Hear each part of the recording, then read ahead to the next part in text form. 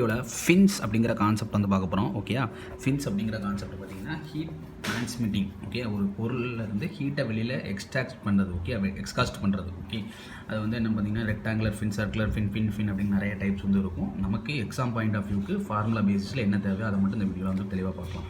Okay, அது long ஃபின்னு சொல்லுவாங்க, இல்லை இன்ஃபினிட்லி லாங் ஃபின்னு சொல்லுவாங்க. Short fin. ஓகே, எப்படி நம்ம ஷார்ட் ஃபின் எண்ட் இன்சுலேட்டட்னா டெம்பரேச்சர் வெளியில் ரொம்ப இதாக இன்சுலேஷன்னா டெம்பரேச்சர் அது வழியாக ஊடுருவாது அப்படின்னு அர்த்தம். ஓகே, இப்போ இதில் என்ன கால்குலேட் பண்ணுறாங்க பார்த்தீங்கன்னா L/D ரேஷியோ. இது லென்த்து. ஓகே, இது லென்த்து, இது என்னது டயாமீட்டர். ஓகே, இந்த ரெண்டுத்துக்குள்ள ரேஷியோ வந்து 30 மீட்டர் வரைக்கும் இருந்தாலே அது என்னது தான் ஷார்ட் ஃபின் தான் அப்படின்னு இருக்காங்க. ஓகே, 30 மீட்டருக்கு வரைக்கும் இருந்தாலுமே அது என்னது தான் ஷார்ட் ஃபின். இதில் வந்து 2 டிஃப்ரெண்ட் பேராமீட்டர்ஸ் வந்து கண்டுபிடிப்போம். இன்னும் டெம்பரேச்சர் டிஸ்ட்ரிபியூஷன், அதாவது T அப்படின்னு சொல்லுவாங்க. அதில் பேஸ் டெம்பரேச்சரு, சரௌண்டிங் டெம்பரேச்சர் அப்படிங்கிற மாதிரி விஷயம் இருக்கும். அடுத்து Q அப்படிங்கிறது ஹீட் ட்ரான்ஸ்ஃபர் கண்டுபிடிக்கும். இது இன்ஃபினிட்லி லாங் ஃபின் அப்படின்னு கொஷினில் வந்து கொடுத்துருப்பாங்க, இல்லைனா லாங் ஃபின்னு கொஷின் கொடுத்துருப்பாங்க. இது லென்த்து 90 mm இருந்ததுன்னா 90 mm இருந்து இல்லை அது ஈக்குவல் டு இருந்தாலே நம்ம என்ன பண்ணுதான் ஷார்ட் ஃபின்னு சொல்லி தான் நம்ம வந்து கால்குலேட் பண்ணிக்கோம். ஓகே, புரிஞ்சுதா? இது ஃபின்ஸ்குள்ள concept. Long fin infinitely long ஃபின்னு கொடுத்துருப்பாங்க, இல்லை ஷார்ட் ஃபின். ஓகே, அதில் L/D வந்து லெஸ் தேன் 30 இருந்தால் நம்ம அதை என்ன பண்ணிக்கலாம், ஷார்ட் ஃபின்னு எடுத்து செய்ய ஆரம்பிச்சிடலாம். அதில் 2 விதமான முக்கியமான ஃபேக்டர்ஸ் தான் கேட்பாங்க. டெம்பரேச்சர் டிஸ்ட்ரிபியூஷன் ஒன்று, ஹீட் ட்ரான்ஸ்ஃபர்டு. அதில் இன்ஃபினிட்லி லாங் ஃபின்னு கொஷினில் கொடுத்துருப்பாங்க, அதில் லாங் ராட் அப்படின்னு கொஷினில் கொடுத்துருப்பாங்க. லென்த்து கொஷினில் கொடுத்துருந்தாங்க 90 mmக்கு கீழே இருந்தாலுமே அது என்ன ஃபின் தான், நம்ம ஷார்ட் ஃபின் தான். இதை பேஸ் பண்ணி ஒரு ப்ராப்ளம் வந்து பார்க்கலாம். ஓகே, அண்ட் அலுமினியம் ராடு வந்து எவ்வளோ கொடுத்துருங்க, K கொடுத்துருக்காங்க. தெர்மல் கண்டக்டிவிட்டி கொடுத்துருக்காங்க. ஓகே, அதை K அந்த கொடுத்துருக்க வேல்யூலேருந்து நொட்டேஷன்ஸை நமக்கு எழுத தெரியணும், அதாவது சிம்பிள்ஸாக. ஓகே, இப்போ சிம்பிள்ஸில் என்னென்னா K எழுதியாச்சு. அது டயாமீட்டர் சென்டிமீட்டர்லேருந்து மீட்டராக மாற்றிக்கணும். அப்போ 2 என்னது 100. அதுக்கு நம்ம பேசிக்கான ஃபார்முலா தான். 1 மீட்டர் ஈக்குவல் டு என்னது 100 சென்டிமீட்டர். சென்டிமீட்டர் டு மீட்டர்னு கேட்டாங்கன்னா 1/100 மீட்டர் 1 சென்டிமீட்டர். ஓகே, அது மாற்றியாச்சு. அடுத்து அந்த வால் வந்து எவ்வளோ மெயின்டைன் பண்ணுறாங்க, 300 டிகிரி செல்சியஸ் எக்ஸ்போஸ்டு ஏர். அப்போ இது என்னது சரௌண்டிங் டெம்பரேச்சர். அடுத்து என்ன கொடுத்துருக்காங்க, கோஎஃபிஷியன்ட் KH. ஹீட் ட்ரான்ஸ்ஃபர்னாலே H, இல்லைன்னா ஓவரால் கோஎஃபிஷியன்ட் அப்படின்னா U.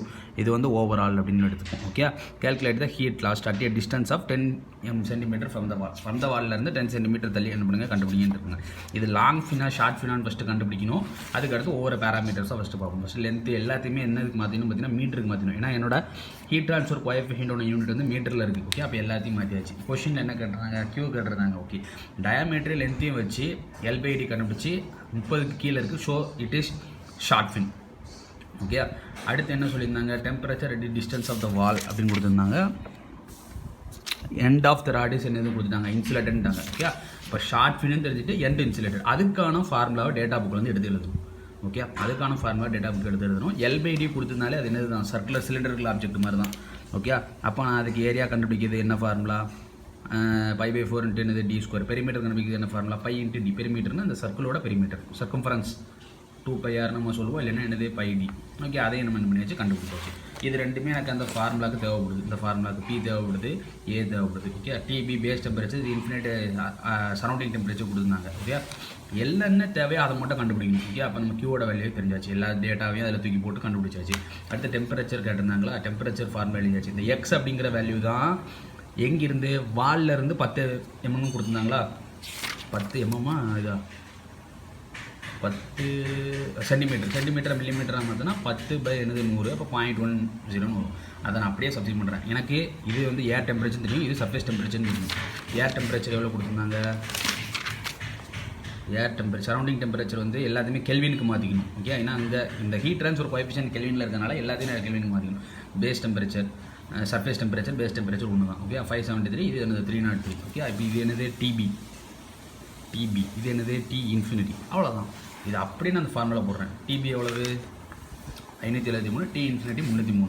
T இன்ஃபினிட்டி என்னது 303, TB என்னது 573. இது எல்லாத்தையும் சாதாரண பேசிக்கான கல்குலேட்டரில் மெதுவாக போடணும். ஓகே, இதை ஃபஸ்ட்டு சால்வ் பண்ணி வச்சுக்கணும். அடுத்து இதை ஃபுல்லாக சால்வ் பண்ணி வச்சுக்கணும். அடுத்து இதை ஃபுல்லாக சால்வ் பண்ணி வச்சுக்கணும். அடுத்து இதே டிவைட் பண்ணணும்.